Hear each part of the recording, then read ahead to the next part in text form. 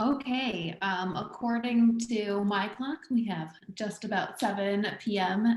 Atlantic time. So we will go ahead and get started. Hi everyone. I'm Lisa Berglund. I'm a professor at the Dalhousie University School of Planning, and I just want to welcome you all to the fourth event in the inaugural Robert H. Winters lecture series, which is called Resistance as Practice, Acts of Anti-Racism Through Architecture and Planning.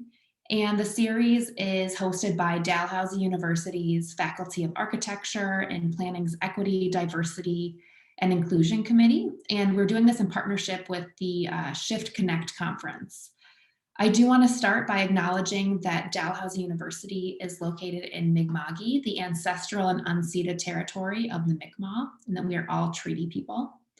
I also want to start out by introducing our elder in residence, Jerry here, Jerry Musca-LeBlanc, who's going to be giving us a blessing for Dr. Noel's talk today. So Jerry is a proud woman from the Knockaway First Nation.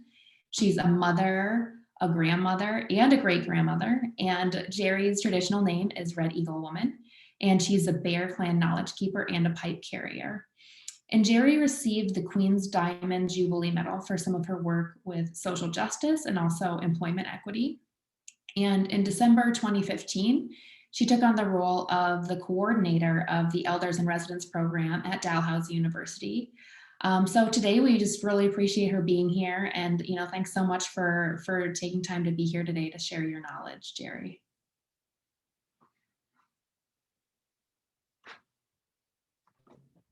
Thank you very much, Lisa. I appreciate that. The majority of people must know who I am at this point. I don't know if these are the same people who were here in the previous two events. However, and thank you so much for the acknowledgement, for the land acknowledgement. What I want to do right now, and I may have done this before, but I'm not sure. What I'd like to explain before I say my blessing is why Indigenous people expect land acknowledgements. And land acknowledgements, it's a small but important step. It's an important first step in the reconciliation process. And when you acknowledge the original people of the territory and their territory, it lets us know, it lets Aboriginal people know that that you recognize the history and the legacy of colonialism, and that you're moving toward reconciliation. You also show us that you demonstrate the awareness of Indigenous land rights, and that you're moving toward establishing respectful relationships. And as Lisa said, in Nova Scotia, the people and territory that we acknowledge are the Mi'kmaq. I am Anishinaabe Kwe from Keesikous in Saskatchewan, and I thank the Mi'kmaq for allowing me to practice my traditions in their territory. One of the other things I'd like to explain to you as well is, you may have heard, or you might even see at the bottom of Dalhousie's emails, most of the emails read, "We are all treaty people." I want to explain why we are all treaty people. And I explained this today because I did a blessing and an opening for the new Canadians that were taking their citizenship oath. And I explained to them what we are all, why we are all treaty people, and it even included them.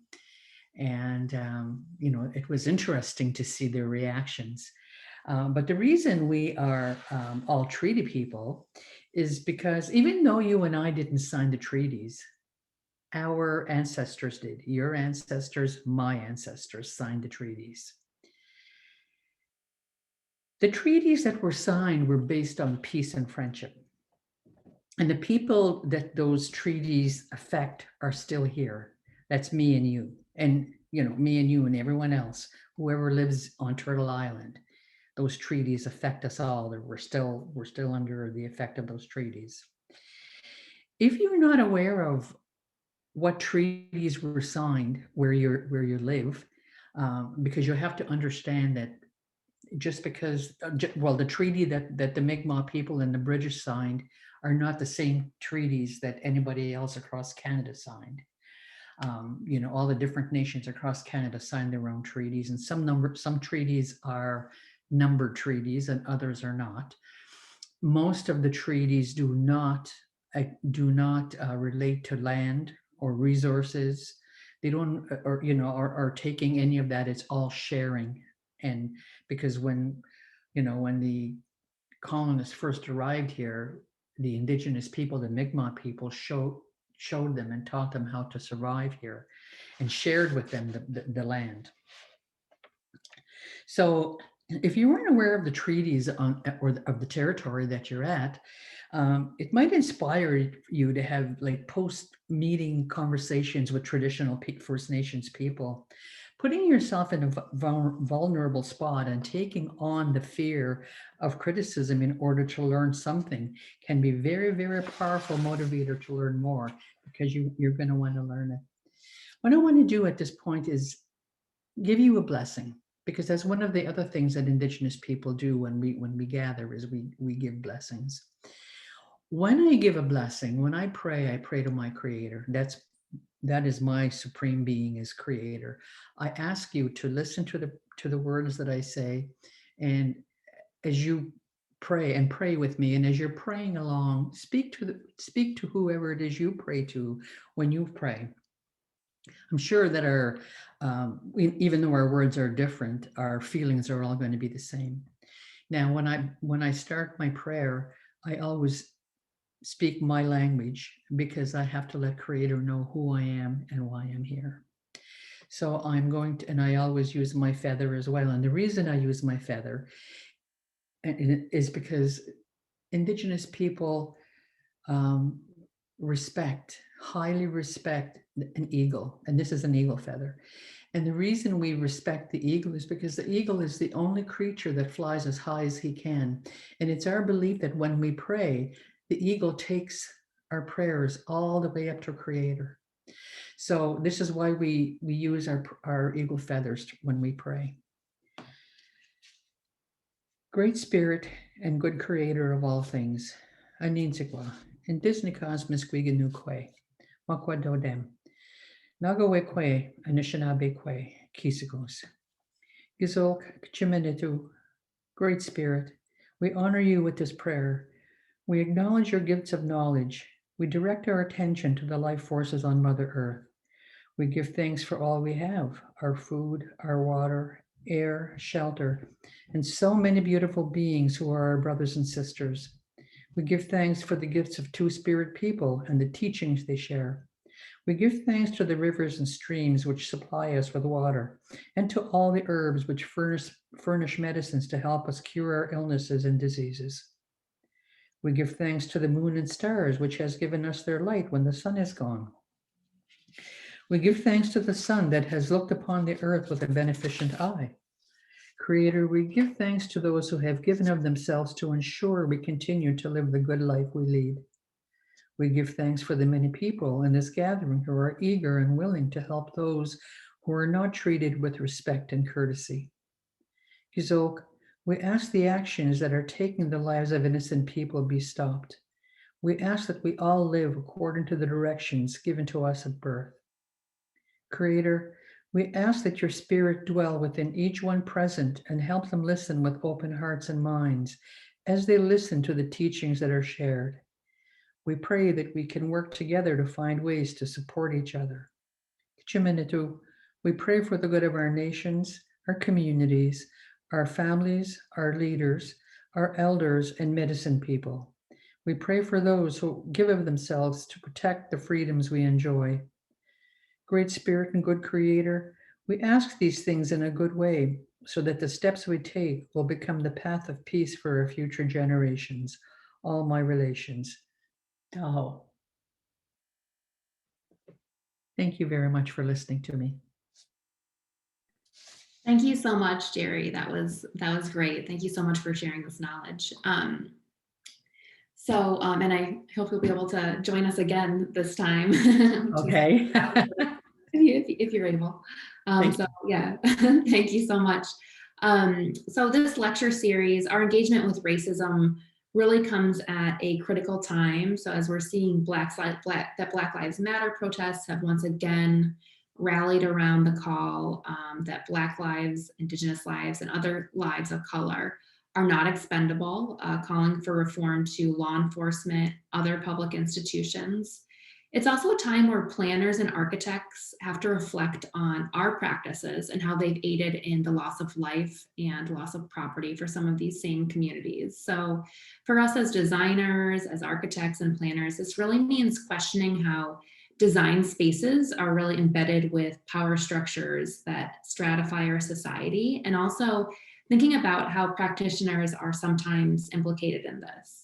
But just as significantly, we have to acknowledge that this is not really a new conversation or a new area of analysis, and that communities of color have really continually engaged with this work through some of their daily experiences in urban spaces, and also by resisting oppressive regimes and policies.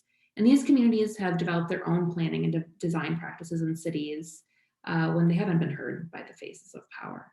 So this lecture series really builds on this ongoing powerful response to racialized violence by presenting the work of practitioners and activists and scholars who've pursued these acts of anti-racism as a central focus of their work. So our hope here is to make connections and find synergies between some of these diverse practices we're presenting in this lecture series to try and provide some new insights for racial justice in our cities and also in our practices.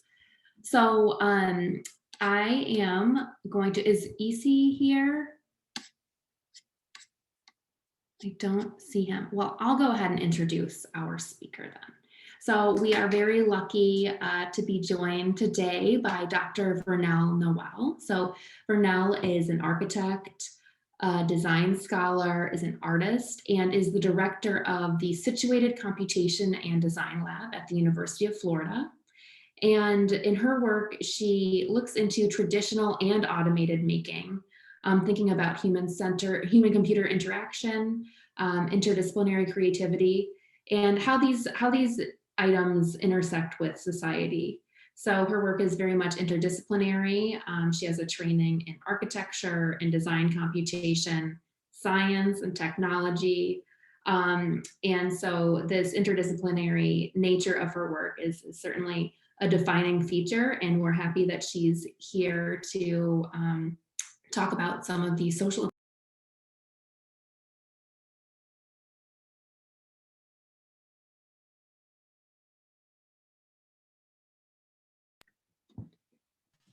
How long have I been muted?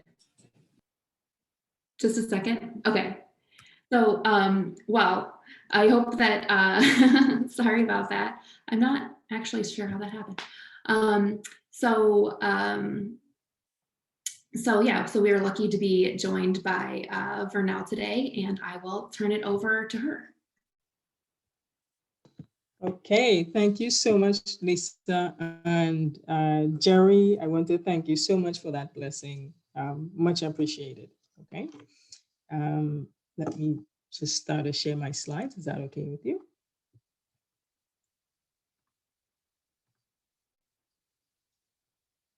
All right. You all can see? Yeah, all right. So first of all, thank you very much to the university faculty and having this wonderful conference and this amazing lecture series. Thank you also to some friendly faces I've seen. You made me smile. So I've titled my talk today, Resistance as Practice, Culture, Craft, and Computation. And I'm going to share with you a bit about my work. Okay, so I'm going to sort of outline design computation. Lisa mentioned design computation, tell you all what that's about, just so that we're on the same page. Talk about situated computations and approach to computation that I'm discussing, and to share with you all how I'm enacting this or attempting to enact this and be critical about computation through this approach. So what is design computation or computational design? All it is an algorithmic step-by-step rule-based approach to design. So using calculations or using operations from computers to design, to analyze design, or to create design. This includes computers and technologies, okay? And as Lisa so nicely mentioned, in my work, I look at traditional making practices, digital making practices, and their intersections with society. So examining how computation could benefit traditional practices and their communities, or say, and these communities and societies, and vice versa. How looking into traditional practices can inform how we conceptualize or think of computation and technology today.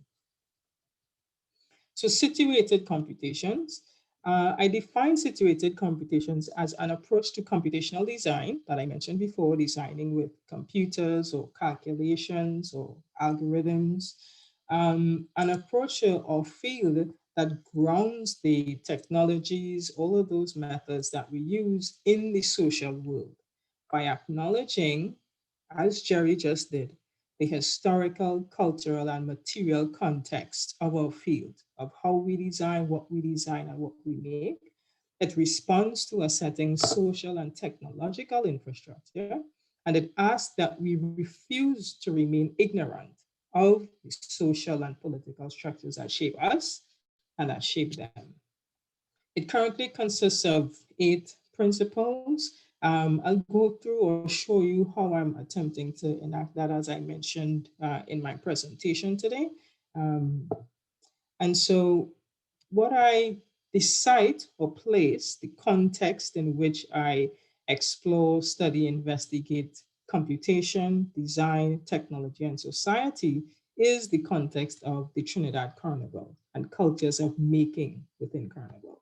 So you all should be familiar with Carnival in some way. You'll have Caribana, right, in Canada. And these are just some images of Carnival. It's people in costumes, in parades, there's Calypso, there's Steel Band. It's a celebration. There are more than 70 diasporic carnivals that have spawned from the Trinidad Carnival. And Trinidad Carnival is not specific to the geography, it's the description of the carnival. So the Trinidad or Trinidad Carnival consists of the masquerade, steel pan, and the calypso. It's spread to, we have in several Caribbean islands, the US, the UK, Canada, all right? Well, if you haven't, check out Caribana. The Trinidad Carnival is about creativity, but it's also about resistance, which is very apropos to the topic of this lecture series. French planters introduced Carnival to Trinidad in the 1780s. And although Africans engaged in Carnival festivities during their enslavement, they reinvented the Carnival after slavery was abolished in 1834. While for Europeans, Carnival was fun and frolic, for Africans, it was a religion. It was a psychological release from tensions of domination, of segregation, oppression, and violence from white systems of control. On the right is an engraving from 1888 of Carnival celebrations in Port of Spain in Trinidad. That right image. This is a photo of George Bailey's winning band from 1957. George Bailey was a mass designer in Trinidad. It was entitled Back to Africa. And I think of Carnival as the internet of our time, or the internet of those times, where there was public education in art, in history, storytelling, design, technology, politics. All of that was wrapped up in Carnival. People portrayed and educated the public on real and imagined histories and futures.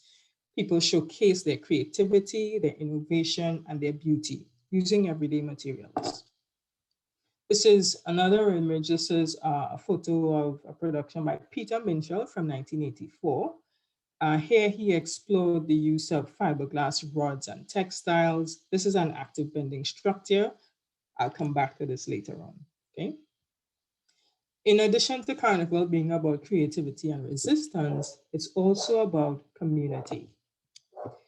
At mass camps, which are the places where people come together to design and make costumes and sculptures for Carnival, there are close interactions and feelings of family bonding and closeness. As Robert Frederick here, I have this quote where he spoke of these friendships being made at mass camps, where people design together, make, cook, eat, perform, all of these creative activities happening together in that space. There's also mentoring and cooperation. Stephen Derrick spoke of feeling wanted and secure in those spaces and the ability to get help with anything you needed, whether it was about design or about life.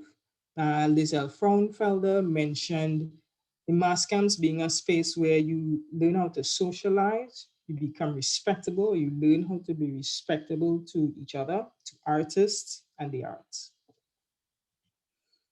Engaging in design and making in Carnival, I consider a form of community engagement already.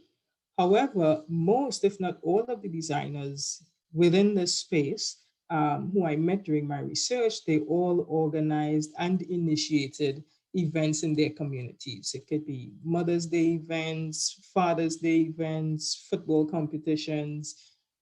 They had these events to keep their community together. And so when these things are, these histories and these sort of the purpose, the reason, the birth of Carnival as being an expression and psychological release for creativity, when we forget these things, this can happen. This is a photo from 2016 where a mass designer, Brian McFarlane, released his designs.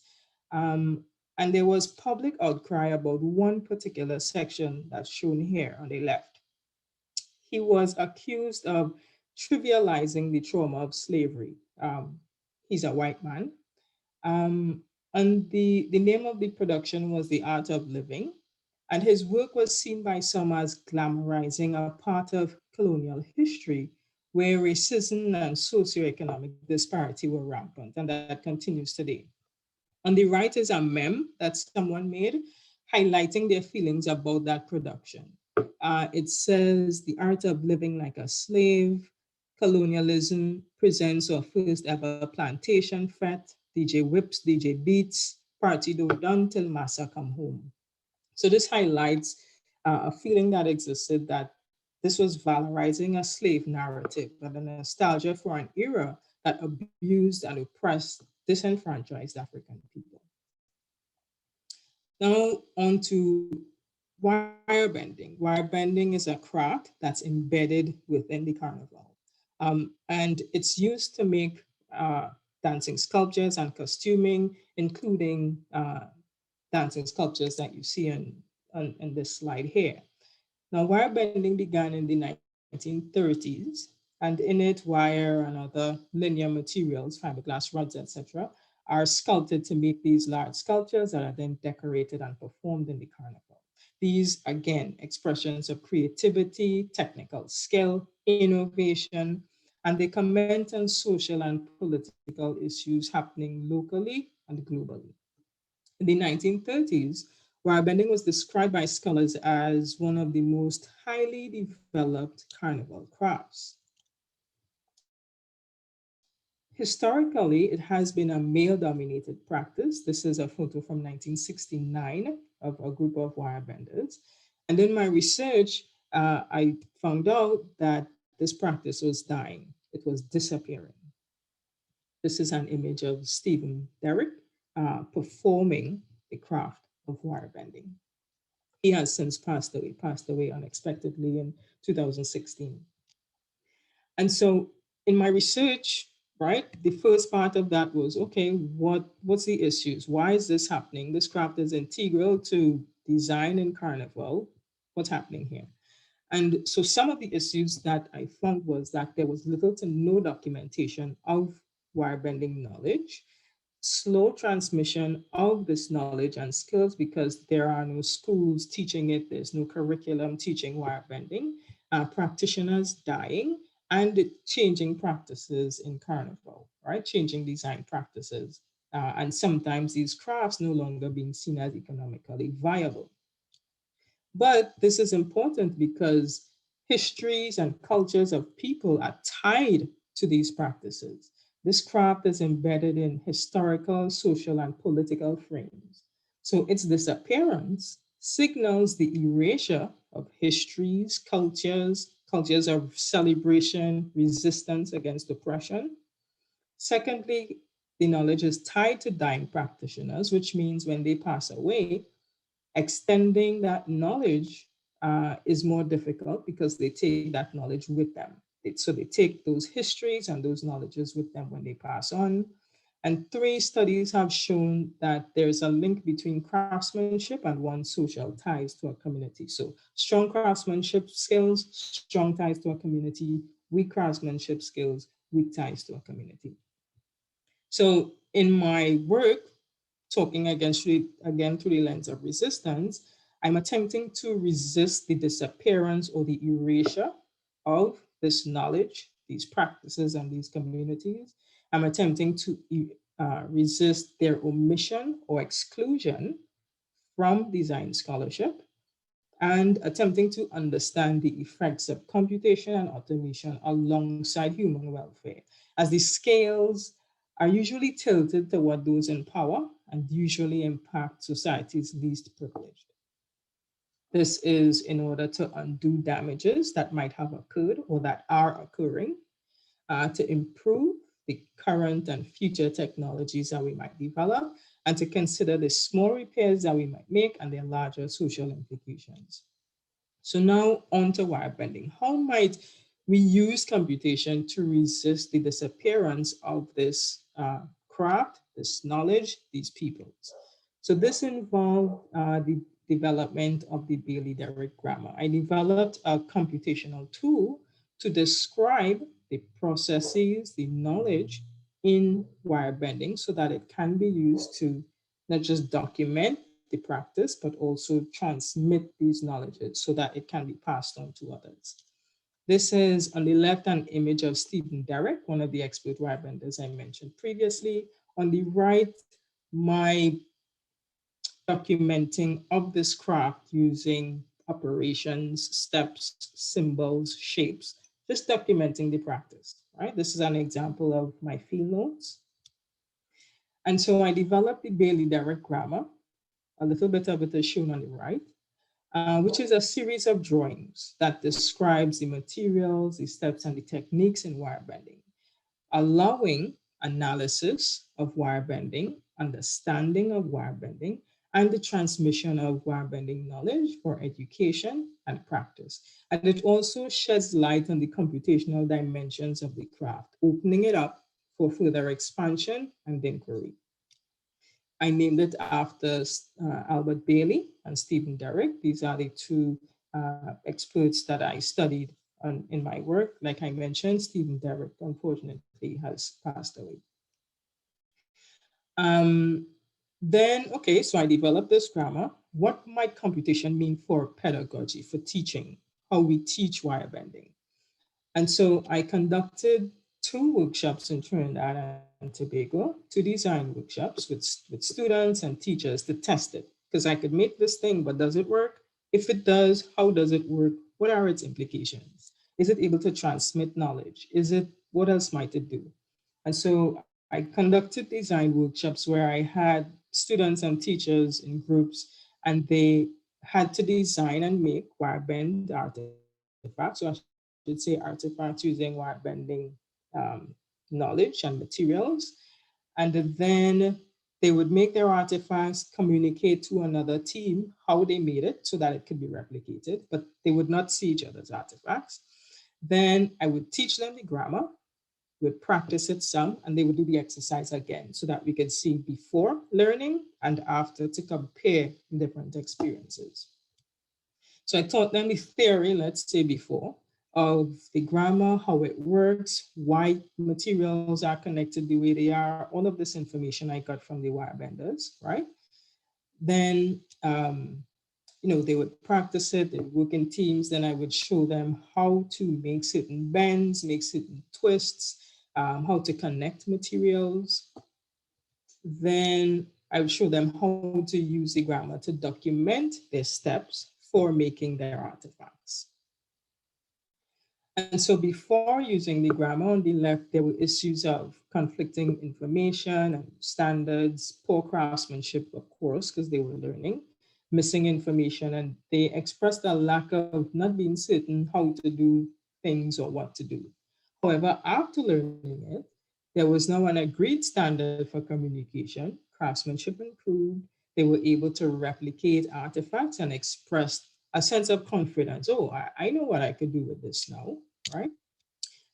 Images or artifacts on the left are originals, on the right, replications. So the grammar afforded the replication of artifacts, which is also a good thing. This is just some images from from those workshops. And in addition to restoring, or I should say this workshop demonstrating that the grammar can restore wire bending knowledge. It also showed that it can improve technical knowledge and technical skill. And the pretty cool thing about it was that it enabled a collaborative approach to wire bending. Currently, wire bending is one person to one or many artifacts, right? There aren't much people. However, with the grammar, there were now many roles that people could engage in. Someone could be documenting the processes, someone could design, someone could make. There were these new ways that people could engage in making one artifact together, which was pretty nice. A lot of participants enjoyed that part of it. So, all right, I've done the grammar. Now, how might computers and computer-controlled machines enter into this discussion? So remember I mentioned that wire bending was male-dominated. It's pretty physically labor-intensive too, right? You see the hands of wire benders and they're not the prettiest hands, right? They require strength. And these are years and years of bending these hard materials, right? So I explored how computation or computers might be used to shift labor, all right, a little bit, such that it's not as physically labor intensive, and how we might consider opening it up to techno-conscious peoples who are interested in using computers and computer-controlled machines in design, to women, to children. How might we open up the practice, broaden it a little bit? So I developed 3 different methods. One using the Bailey direct grammar, designing with shapes or calculating design with shapes.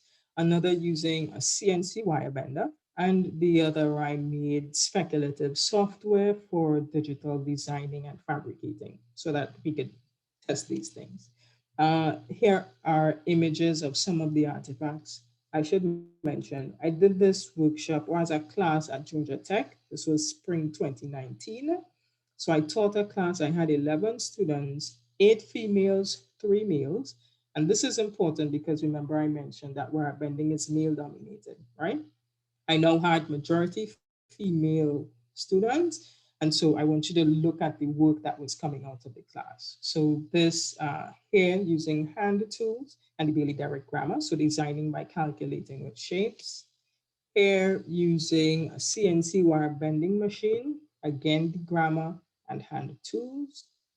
And here using speculative software that I developed for design and digital fabrication, so 3D printing, etc. These are images of some of the artifacts that they made. And so contributions of this work included now pedagogy, computational making pedagogy, the learning of this craft of wire bending through computation and vice versa, the learning and practicing of computation through a craft. Bringing those interested in both, interested in wire bending, interested in craft, interested in computation, bringing these multiple intelligences together, making by hand, calculating with shapes, digital design, digital fabrication, digital modeling, bringing all these things together, okay? Then after teaching them all of that, we decided to scale up. So what might wire bending look like at the architectural scale? My students and I, we built 2 pavilions to further explore wire bending and what it might be able to tell us about architecture and structures, and what these large scale architectures might be able to tell us about wire bending. Remember, always going back and forth. So these are images of us constructing that pavilion. There were a lot of steps before this that I'm showing you, okay? This is the final pavilion built using fiberglass rods, wires, aluminum rods, wire bending techniques from that Bailey Derrick grammar. This is another image of the pavilion. Remember that grammar that I showed you earlier on? Because we were able to abstract and computationally describe that practice, we were able to use that to test and to make new tectonics to explore at the architectural scale. So these new tectonics you're seeing here, these are advancements and building on that grammar at the architectural, or I should say for the architectural scale. Then we explored it as active bending. So active bending is using the behavior of materials in design. And remember, I showed you these costumes from 1984 on the left. On the right is an image of our pavilion as we were building it. And we brought these things together to explore an active bending approach to another pavilion because we had an exhibition that we were making this pavilion for. So using our fiberglass rods, we explored using wire bending techniques, low-tech materials and techniques pretty much, pulling from that previous pavilion, how we might engage the behavior of fiberglass rods in the making of a pavilion. And so this was our pavilion, which we exhibited in Spain in October of 2019. On the left is our pavilion. On the right, it's how we transported our pavilion. It was a lightweight structures competition, and everybody else had these large cases. We had a drum case with our entire pavilion. We put it on the plane, went and came back. And in many ways, this ties back to the cultural, temporal, I should say, nature of Carnival and design in Carnival. And so stepping back out to situated computations and its, let's say, principles, which I attempted to kind of show you here. So ethnographic studies being going on the site, talking to people, learning, understanding these cultures, situated knowledges where we're revealing the human dimensions of these practices and acknowledging that I don't know everything. We all come together to build the knowledge, building on existing skills, engaging with materials, using our perceptual interactions, building community, catering to experts and the non-experts, choosing or developing appropriate computational infrastructures, and telling people's stories. So back to situated computations, grounding our technologies or methods, field of computational design in our social world by acknowledging these contexts and refusing to remain ignorant of them.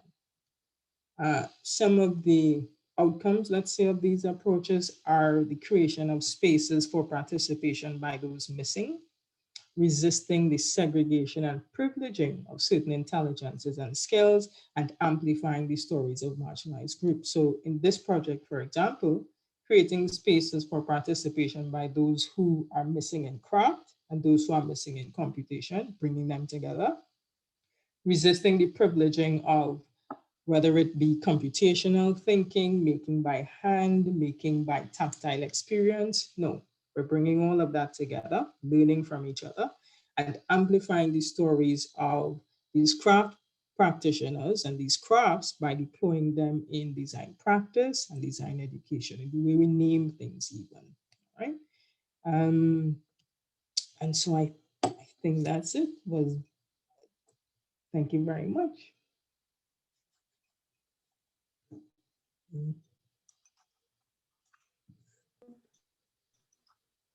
Thank you so much. That was, whoops, am I?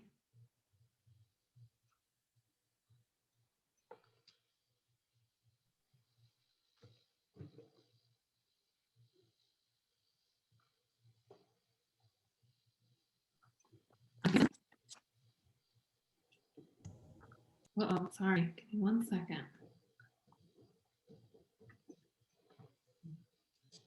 Can you hear me? Yes, I can hear you. Okay. My computer did not like what just happened for some reason. Okay. Um, so our MArch student who EC is here now, who will be running the Q&A portion.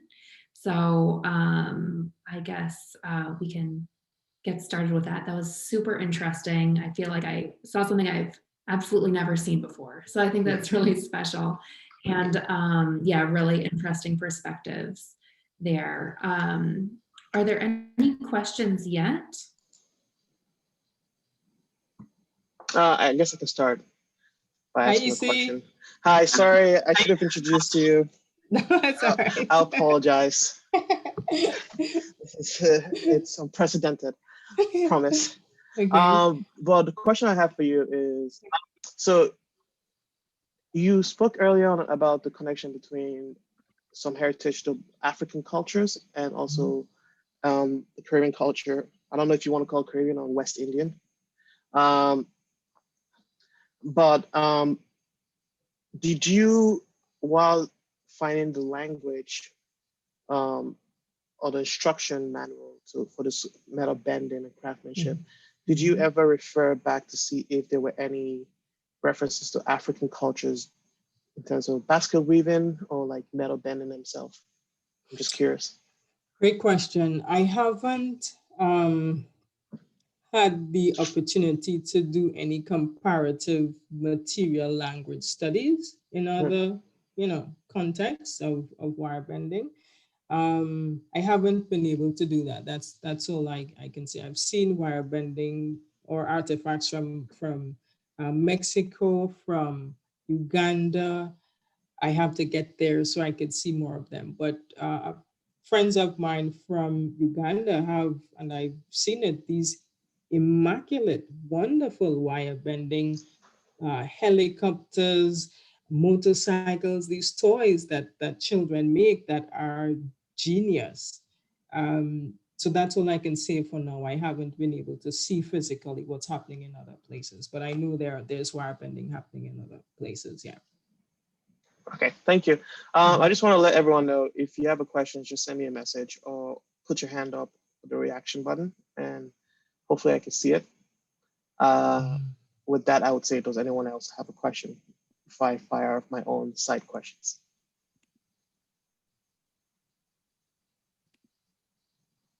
Oh yeah, so George, do you want to ask a question? Yeah. Hi, Vernelle. It's been a Hello. while. Yes. So I wanted to ask a question regarding your experiences like teaching in so many different places, right? And I wonder if how, well, obviously we teach a really complex subject and it requires a lot of research. And I find that research is really helpful in bridging the gap between the I guess like the experiences of the past with the future and also with the different students that you have, right? Culturally, ethnically, and in different classes. And I'm curious to know, in all the different places that you have taught, has the location or the student backgrounds or this maybe even just the place, has that influenced the outcomes of how the students approach the problem or how they see a solution from I guess like from the influences of their environment? Yeah, great question, George, and great seeing you. Yes,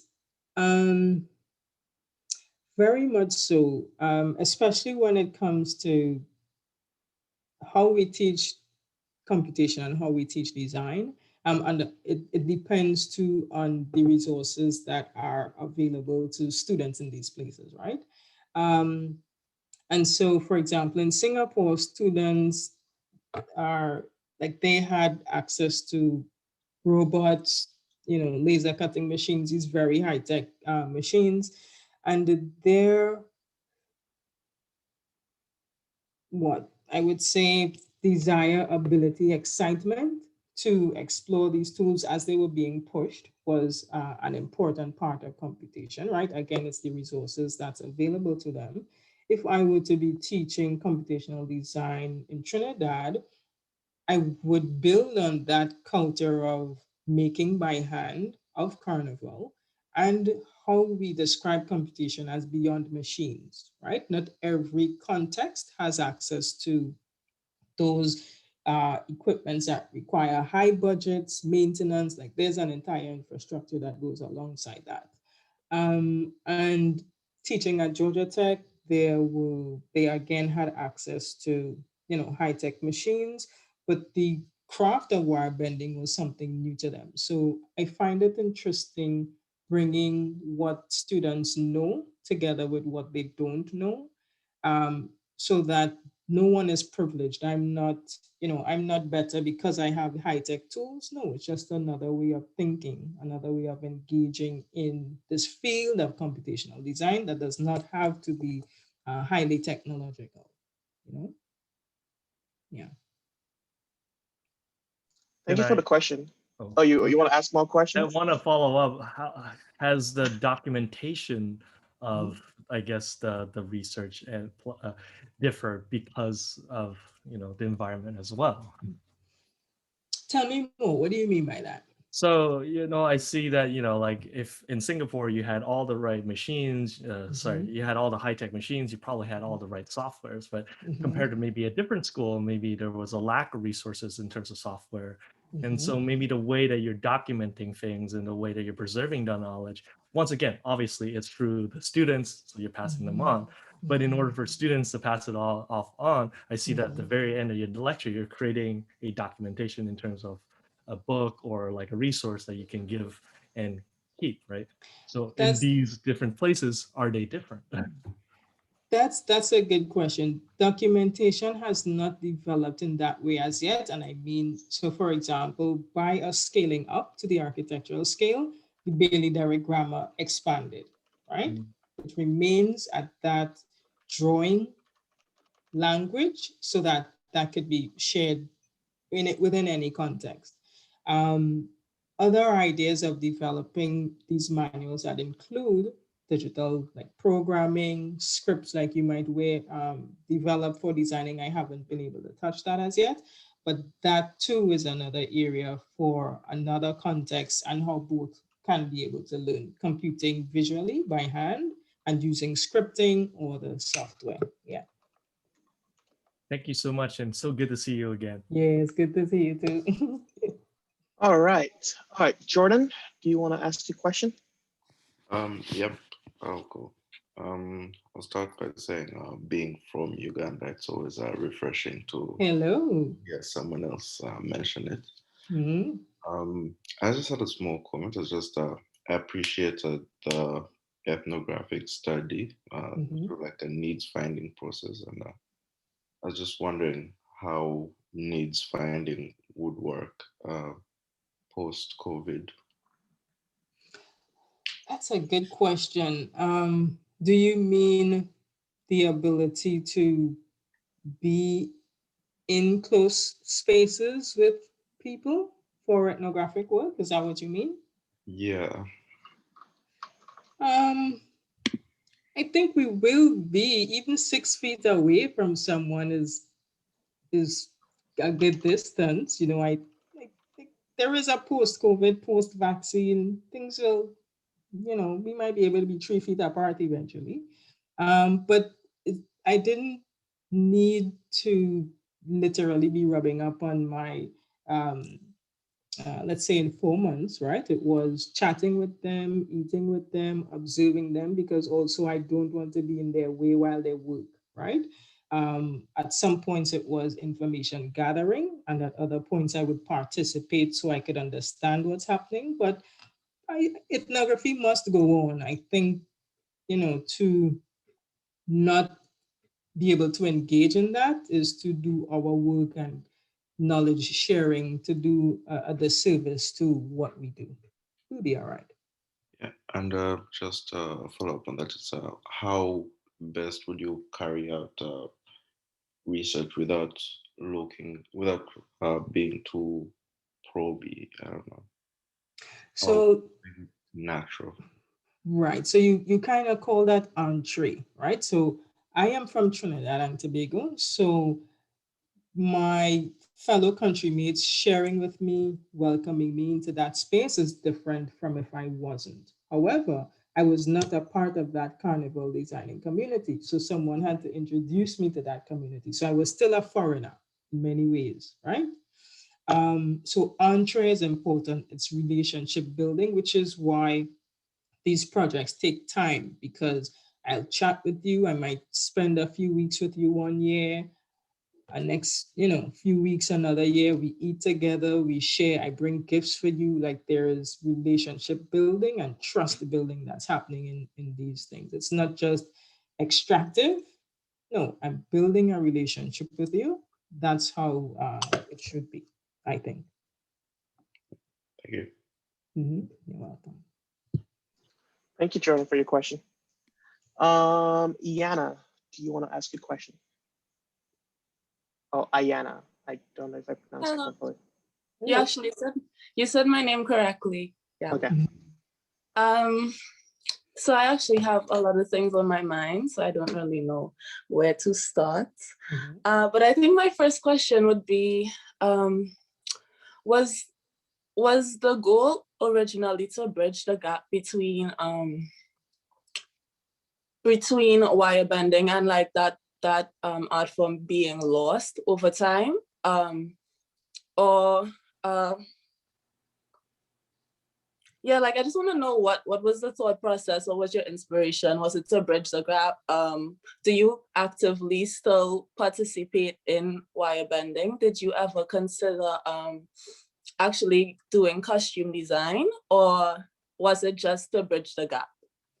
So this started from, I knew I wanted to do something around carnival. I knew, or I felt, my feelings on carnival has always been, this is such a rich space and there's so much to unpack and reveal and tell the world about here. This is what I want for my graduate research to be, right? And so I went to Trinidad to find out what were the issues, what's happening. That was the first thing, to get a sense of the lay of the land.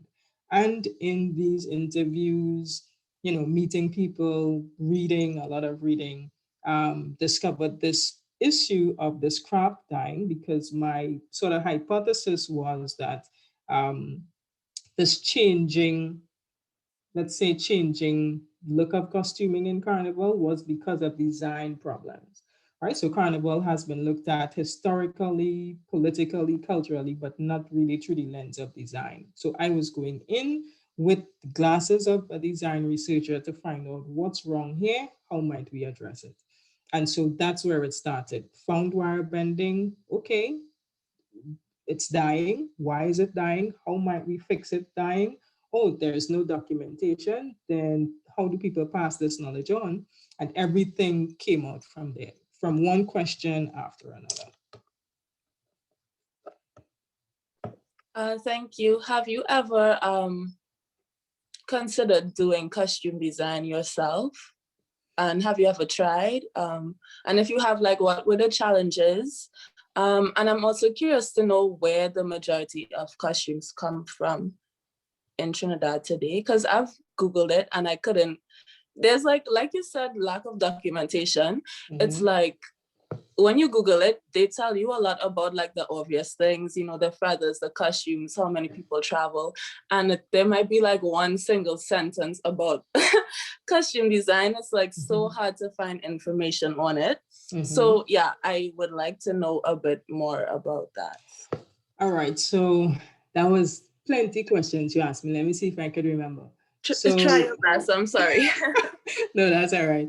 So costume designing.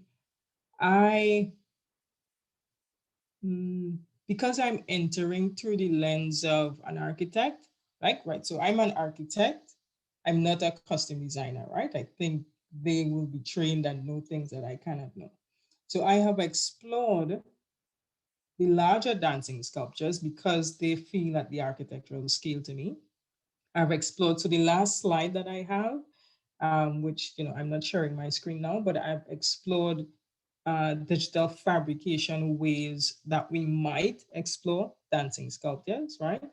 I have not attempted costume design only because it's just time and the way research and all these things happen, all right?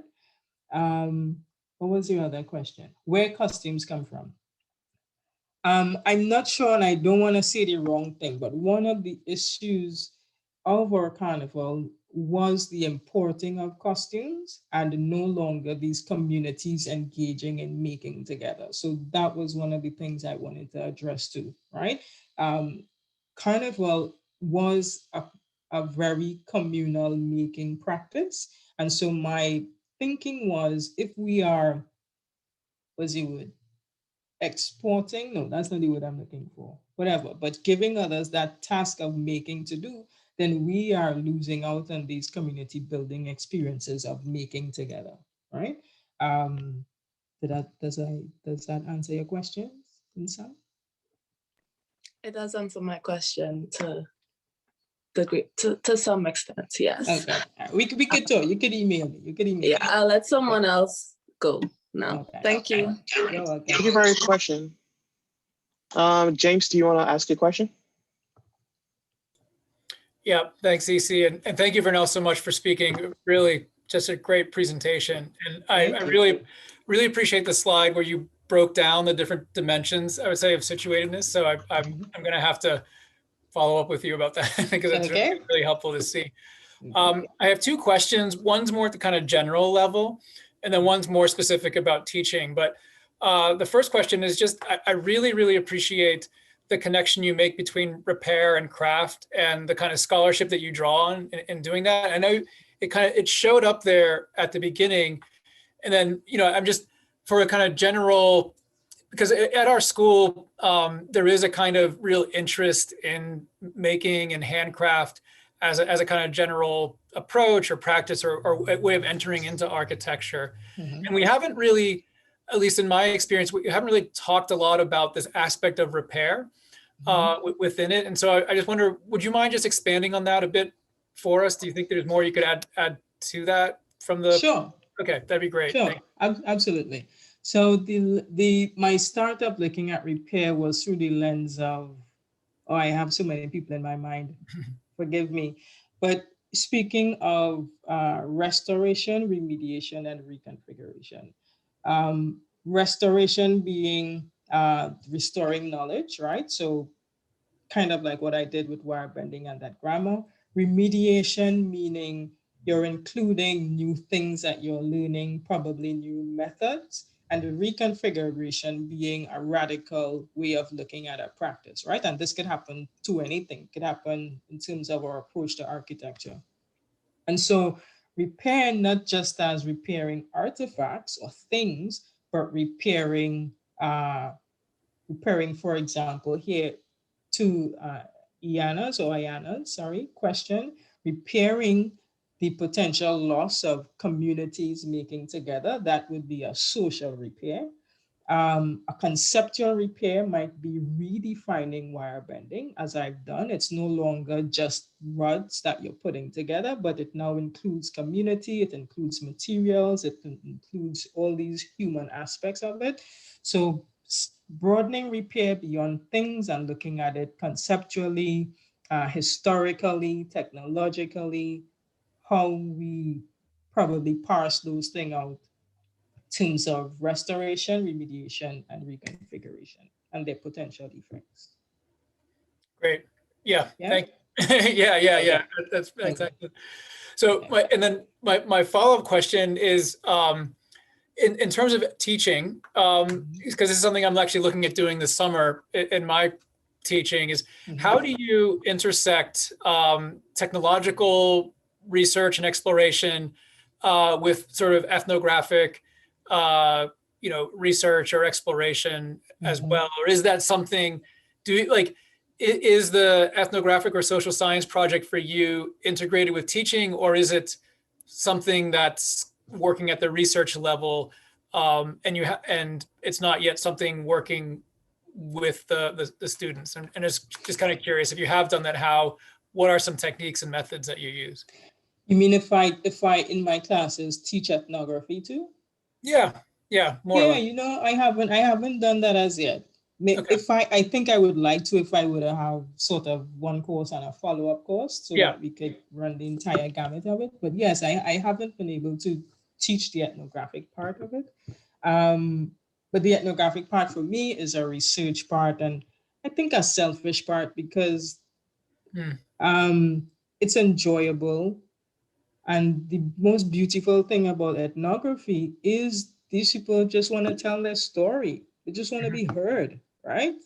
And that those moments is what I think makes it so rewarding personally for me. So it's kind of selfish, I think. And the documenting these stories that need to be told that have been, whether for whatever reasons, have not been told or documented. So I think that's my answer to your question regarding the ethnography. I would love to teach it, but I haven't gotten to include that as yet. Great. Thank you. Yeah. Thank you. All right. Lisa, do you want to ask a question? And we'll get Michael to ask his question afterwards. Sure.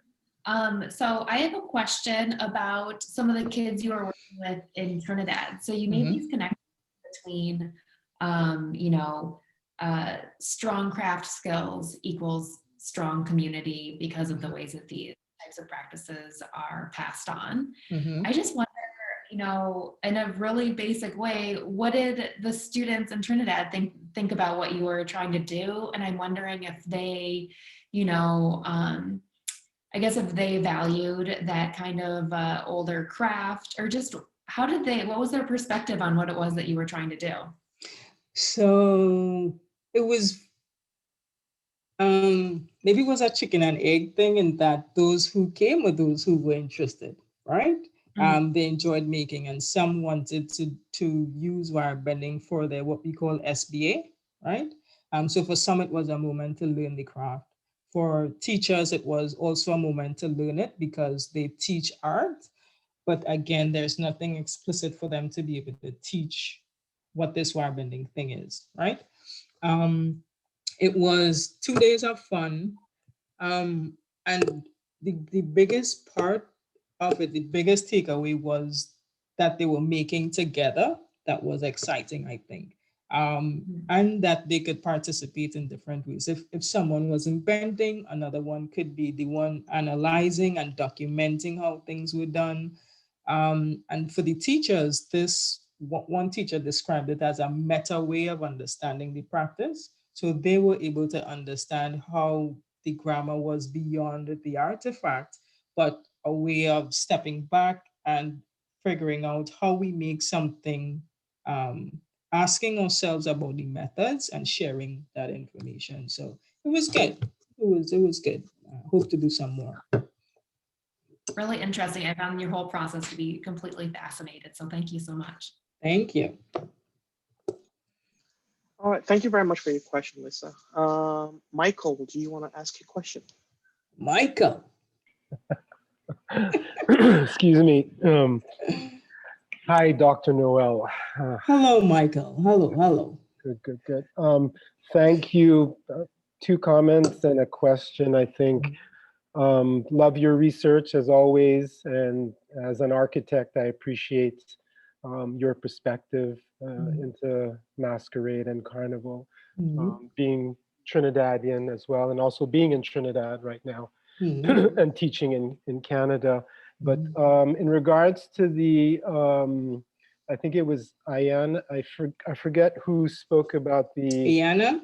Maybe the reference of wire bending to African culture. And I thought maybe it wasn't necessarily the materiality, but the process of bending and attaching perhaps cane, right? Because that's very common in Trinidad and Tobago, the use of cane and tying that together. So that might be a reference to the West African culture, as well as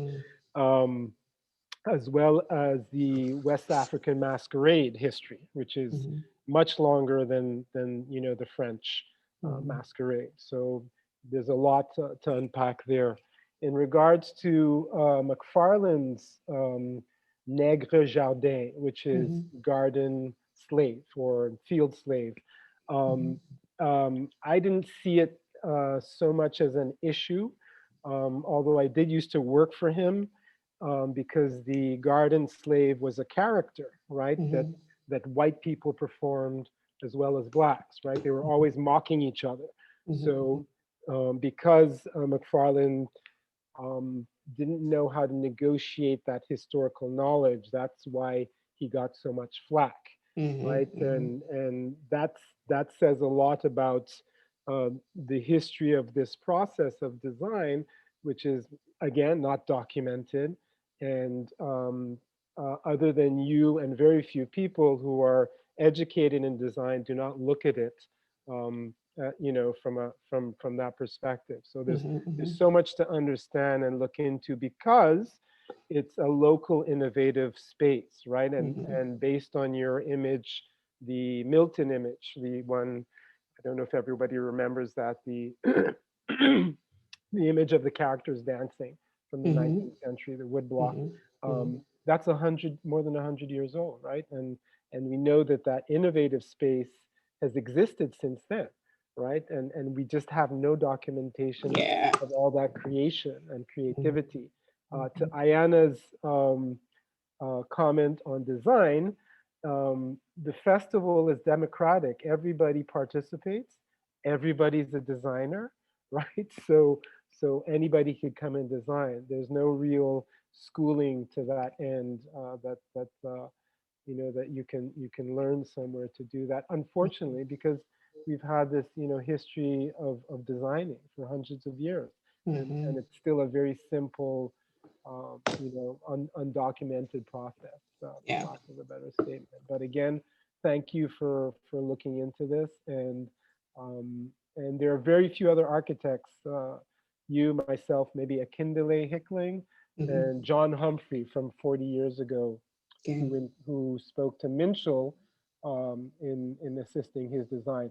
Now, Peter Minchell is a very particular person because he's the only one that has a background in design, theater design. And because of Mhm. this and his character, he invited or created an atmosphere, like you said, that invited engineers, architects, and others to participate. And that's why his work went to the Olympics, let's say, Yeah. and other And he places. documents his work very well too. Oh, yes, yes, yes, Yeah. yes, Yeah. absolutely. And he has Mhm. about 15 books of designs that few people have seen. So Mhm. we're looking forward to seeing those. But thank you, and keep Thank up the you. great work, Doctor. Thank you. Thank you. Thank you. Thank you so much for the question, Michael. I have a question. Mhm. So I'm just looking at the whole head. I don't pronounce it, so I'm just gonna speak on in layman's terms. The whole instructional manual of wire bending. You I go mean back into indirect the grammar? yes. Okay. There you go. Mhm. Did you? I'm one of the things I look at now as a architecture student is how my work can be translated in other cultures and other societies. Mhm. Um, and one of the things that come to mind is we speak about a craft that's dying. And here in Canada, as someone who's kind of observing as an outsider, I see that one of the things that I would like to learn about, but don't know much about, and I feel like I will probably not learn about, is the indigenous culture, their Mhm. tribe, and how it works, the craftsmanship. So, do you think that what you've done here could be like a blueprint that could kind of be handed to another culture and say, hey, you guys can use this as a way to transcribe your language and also your way of life and craftsmanship? Did you ever look at that in that sense? Do you mean the grammar specifically or the methodology? Methodology, Yeah, I would yeah, say. yeah, yeah. So yeah, in my mind, it's a methodology, the whole situated computations thing, that extends beyond just the script. It extends to the software we develop, to anything that we design, essentially. So that I think a part of of it comes from the very extractive. I mean, there's a lot of discussion about that nowadays, but how extractive research is, right? People, we become famous, and then nothing happens to those who we take from. And a part of this is repatriating those knowledges is very important. So, because I use STS to critique my work, right? I'm not saying what I'm doing is perfect. I'm always trying to reflect on how is this extractive? How is this having a certain Western or colonial lens, right? I am trying to be critical of what I'm doing as I'm doing it. So it's a constant process, I would say, EC. But for sure, it's an approach and a methodology I would suggest that you're free to explore and experiment with. Yeah. So this has to do with architecture. So I run a program. So my boss is James. Well, we do this summer program for high school kids, and it's called Experience in Architecture. And what we do is trying to introduce them to the idea of architecture and what it encompasses. And so the reason I say this is because you taught a bunch of students who were younger, and did you observe any inclination to go in certain paths after showing them this whole craft? No, this was just the workshop was just a workshop. It wasn't, I didn't spend any particular, long period of time with them. For my students who I was teaching, those were architecture students interested in making. Those who continued to do other projects with me were definitely interested in craft, not just wire bending, but craft and making and thinking through their hands.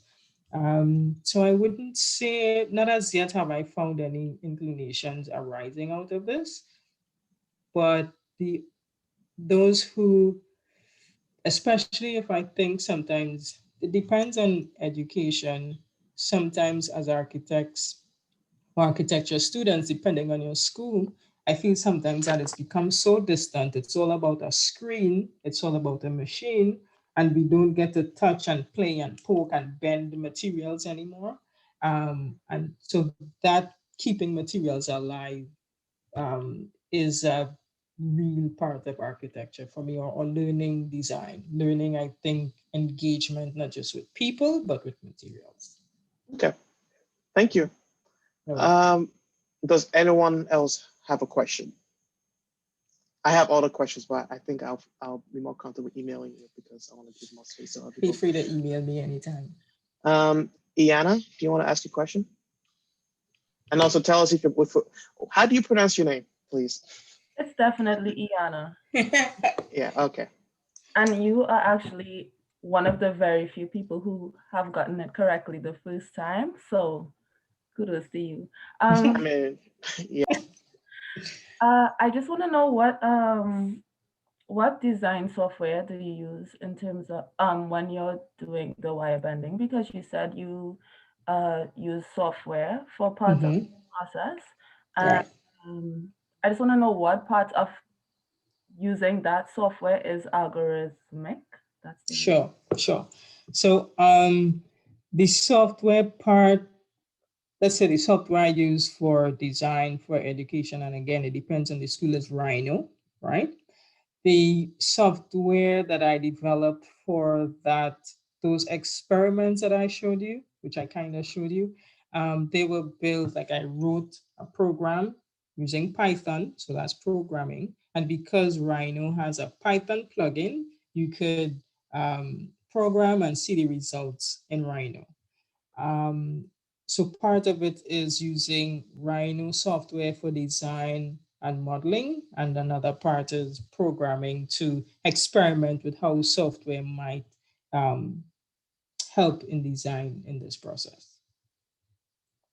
Does that answer your question, Ayana? Yep, thank you. Okay, you're welcome. Awesome. So doesn't seem like anyone else wants to ask a question. I would ask one final question, just a fun question. So since this is a lecture about equity, diversity, and inclusion. Mm-hmm. You have any impacting or parting words for the people who are here in terms of looking forward as everyday architects and planners and students? For students, I would say architecture is political. And don't think as designers that what you're doing is not political, that it's just shapes or lines or materials. It's all political. And so there's that. And for design, I think I would say education in the larger world, we have issues of algorithms. We have all these black box things that are affecting people, affecting what is being pushed in design, who is being pushed out in design, who we see in design. And so to make space for not just using these technologies or these tools, but understanding or trying to get beneath what they leave out or who they leave out and what they include or not. One's humanistic or hands-on or cultural approach to architecture is just as valid. And those human lenses to architecture or lack of it can get us to some of the problems that we're currently facing with technologies and algorithms, right? Like racism and these things being embedded in these technologies. So I think that's it, that you question what and how you are doing things and the tools that you use in design. Thank you. Lisa, do you want to finish us off? Yeah, that was I think a great question to end on, and definitely a great answer. So thank you so much to Dr. Noel for being with us here today. And also thank you all so much for joining us. I do want to remind you that this lecture series is going to continue with a final event, which is a panel on resisting institutional racism, which will be on March 31st. So in this panel, we're going to be joined by Ingrid Waldron from Dalhousie Nursing, Jennifer Llewellyn from Dalhousie Law, Frank Palermo from the Dalhousie School of Planning. And so I think it should be a really interesting conversation. So we hope that you'll join us for that. Thanks again for joining us today, everyone. And also thank you to the Robert H. Winters Fund for supporting the series. So yeah, we hope we'll see you next time. I want to Thanks so much again. Yes, I want to thank everybody. Thank you, Lisa. Thank you, Isi. Thank you, James. Thank you, Ayana. Thank you, everybody. This was great. I appreciate this greatly. Okay. Thank you. Thank you very much, Dr. Noel. Bye. You. You're welcome.